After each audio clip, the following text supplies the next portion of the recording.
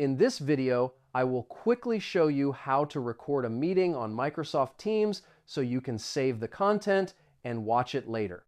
First, join a Microsoft Teams meeting normally using the meeting link or through the calendar in the app.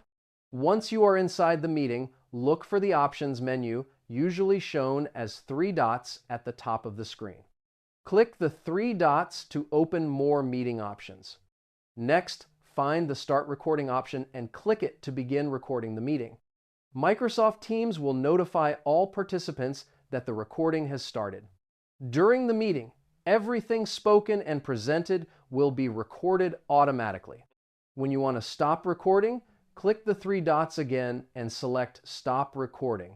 After the meeting ends, the video will be saved automatically and will be available in the meeting chat or in OneDrive or SharePoint depending on the settings.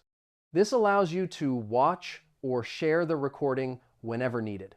And that's it. Now you know how to record on Microsoft Teams easily. Save this video so you can check it again later if needed.